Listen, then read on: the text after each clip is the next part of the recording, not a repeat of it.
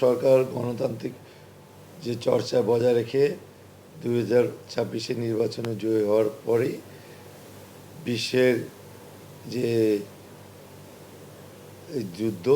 যুদ্ধের যে টানাপোড়া চলছে, বৈশ্বিক যে জ্বালানি সংকটের মধ্যে পড়েছে, সেই থেকে বিবেচনা করে বর্তমান সরকার পূর্ব প্রস্তুতিমূলক আমাদের জনকল্যাণের জন্য, দেশের জন্য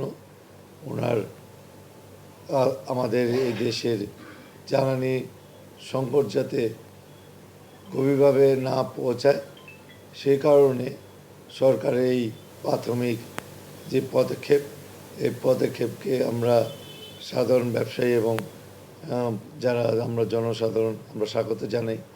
কারণ হলো, আপনি পৃথিবীর অন্য সব দেশে দেখবেন যে এখনই তারা জ্বালানি সংকটে তাদের বিভিন্ন কলকারখানা এবং বিদ্যুৎ সঞ্চালন বন্ধ রেখেছে।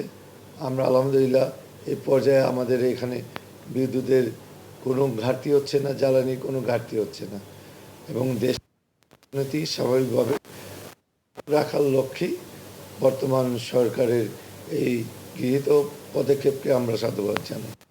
বর্তমান সরকার আজকে 1 মাস 15 দিন হয়েছে, এর মধ্যে তো অনেক সাফল্য আছে। অনেকজন তারা মনে করছে না এটা সাফল্য না, তাদের ব্যাপারে এর সম্পর্কে কিছু বলুন।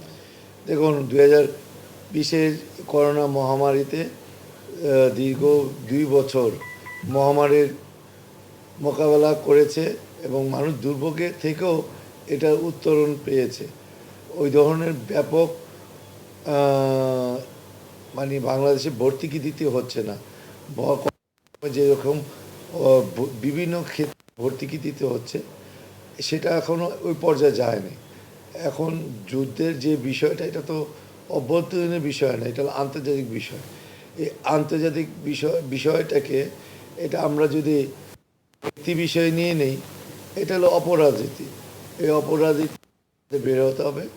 এই গৃহীত যে পদক্ষেপগুলো, এই পদক্ষেপের সাথে আমাদের তাল মিলিয়ে দেশটাকে স্বাভাবিক গতিতে নিয়ে যাওয়া সরকারের প্রধান লক্ষ্য।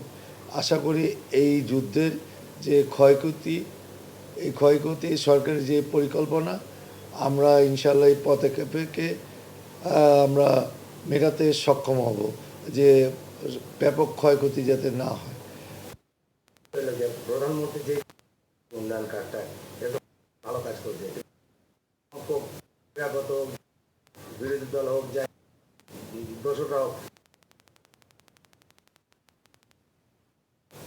ভালো কাজে তো মানুষ পছন্দ করবে না। আর এখানে আমাদের বিরোধী দল তারা একটা গুপ্ত সংগঠন। এই গুপ্ত সংগঠনের পরিকল্পনা এটা সকলের কাছে উন্মোচিত হয়ে গেছে। তারা তাদের দেশে কল্যাণ চায় না।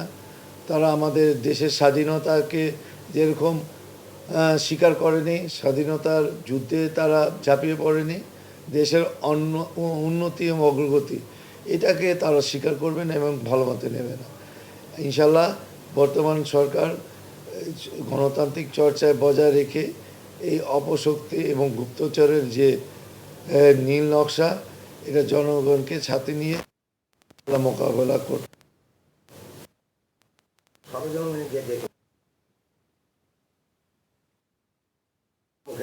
সাধারণ জনগণ আমাদেরকে বলছে, সেই সম্পর্কে বলেন, তাদেরকে কি শুভেচ্ছা দিবেন আপনি?